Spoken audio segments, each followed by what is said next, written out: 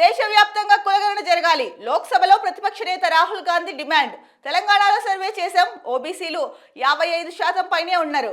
దేశవ్యాప్తంగా కూడా ఇలాంటి లెక్కలే వస్తాయి. నిరుద్యోగ సమస్యపై యూపీఏ ఎన్డీఏ విఫలం.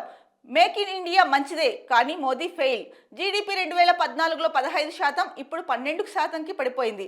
ప్రధానిని ఆహ్వానించాలని కోరేందుకు అమెరికాకు విదేశాంగ మంత్రి వెళ్లారంటూ కామెంట్. మేము తెలంగాణలో కులగణన చేశాము. అక్కడ దాదాపు 90% మంది దళితులు, ఆదివాసీలు, ఓబీసీలే ఉన్నారని తేలింది. దేశంలో ఓబీసీల జనాభా 50% కంటే ఎక్కడా తక్కువగా ఉండదు. లోక్సభలో బీజేపీకి చెందిన ఓబీసీ, దళిత, ఆదివాసీ ఎంపీలు కూడా ఉన్నారు. కానీ వీరికి నిజమైన అధికారం లేదు. వాళ్ళు సభలో కూర్చున్నా నోరు తెరవలేరని నాకు తెలుసు. ఇదే ఈ దేశంలోని అసలు నిజం అని చెప్పి రాహుల్ గాంధీ నిన్న అంటే రాష్ట్రపతి ప్రసంగంపై ధన్యవాద తీర్మానం పైన నిన్న లోక్సభలో ఏదైతే మాట్లాడారో అప్పుడు రాహుల్ గాంధీ అయితే కనుక కొన్ని కీలక వ్యాఖ్యలు చేశారు. తెలంగాణలో కులగణన సర్వే పూర్తి అయింది.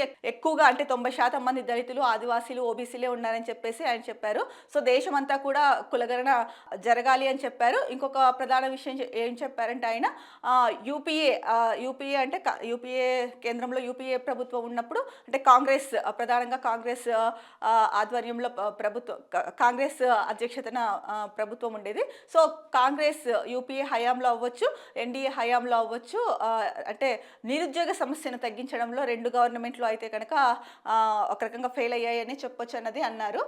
మేక్ ఇన్ ఇండియా ఏదైతే మోడీ తీసుకొచ్చారో మేక్ ఇన్ ఇండియా అన్నది అది మంచిదే, కానీ అది కూడా విఫలమైంది. దాంట్లో ఫెయిల్ అయ్యారు మోడీ అని చెప్పేసి చెప్పారు. ఇంకొక హాట్ కమెంట్ ఏం చేశారు అంటే రాహుల్ గాంధీ ప్రధానిని అమెరికాకు ఆహ్వానించేందుకే అక్కడికి విదేశాంగ శాఖ మంత్రి వెళ్ళారు అని చెప్పేసి కూడా చెప్పారు. ఇక ఇప్పుడు లోక్సభలో ఎవరైతే ఉన్నారో ముఖ్యంగా బీజేపీలో కూడా అంటే ఓబీసీ, దళిత, ఆదివాసీ ఎంపీలు ఉన్నారు. కానీ వాళ్ళకి నిజమైన అధికారం అయితే లేదు. వాళ్ళు సభలో కూర్చున్నా కూడా నోరు తెరవలేని పరిస్థితి, అది నాకు తెలుసు. ఇది ఈ దేశంలో జరుగుతున్న అసలు వాస్తవం అని చెప్పేసి కీలక వ్యాఖ్యలు అయితే చేశారు రాహుల్ గాంధీ. సో మొత్తానికి రాహుల్ గాంధీ చెప్తున్నది ఏంటంటే దేశమంతా కూడా కులగణన సర్వే చేపట్టాలి అన్నది ఆయన ప్రధానంగా చెప్పదలుచుకున్న విషయం.